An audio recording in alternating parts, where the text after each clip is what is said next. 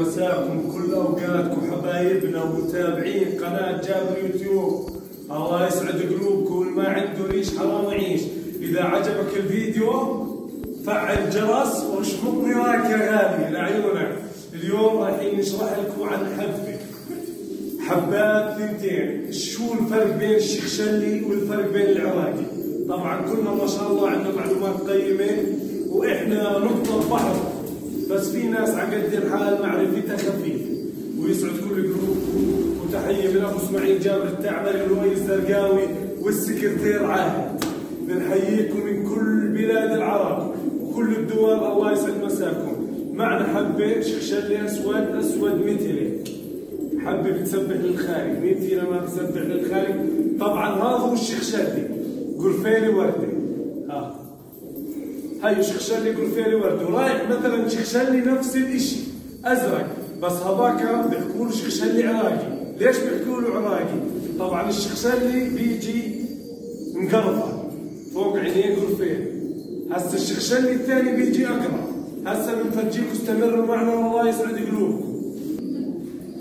طبعا هي الشخشلي العراقي بنحكي. ليش عراقي؟ معظم الشباب الله يسعد قلوبهم جميعا متابعينا وحبايبنا وممكن لكم كل الاحترام فردا معانا. طبعا هاي الحبه بيحكوا له شخشلي، معظم الشباب بفكروا خلص شخشلي. طبعا هذا عراقي لانه بيجي اقرع بدون قرفيلي. هسه الميز بين الشخشلي والعراقي قرفيلي بس. هاي شخشلي ازرق، شخشلي بس مش مقرفه، بيحكوا له شخشلي عراقي. الحبه اللي فرجينا لكم اياها قبل شوي هذا شخشلي مقرفه، بيجي شخشلي. الحبه هاي القرعه بيحكوا لها شخشلي عراقي. ورايحين نستمر معكم وننزل لكم فيديوهات والله يسعد قلوبكم. وهسه استمروا معنا، بدنا نفرجيكم شو الطفره، يعني الطفره شو هي. استمروا معنا الله يسعد قلوبكم، استمروا معنا خلينا نفرجيكم شو يعني الطفره. هسه الشباب ما بيعرفوا شو يعني الطفره. طبعا مش كلهم، معظم الشباب عندنا احنا بنتعلم منهم نقطه بحر. في شباب معرفتها قليله وبنحب يعني نعطيكم معلومات قيمه. والله يسعد قلوبكم متابعين قناه جابر يوتيوب. طبعا هذا هو احمر. ليش طفره؟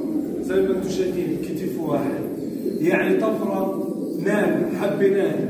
مثلا بربريسي اصفر بجناح واحد. احنا بنعرف البربريسي بيجي جناحين صفر مثلا الاصفر. طب هذا الطفره شو يعني طفره؟ يعني نادر.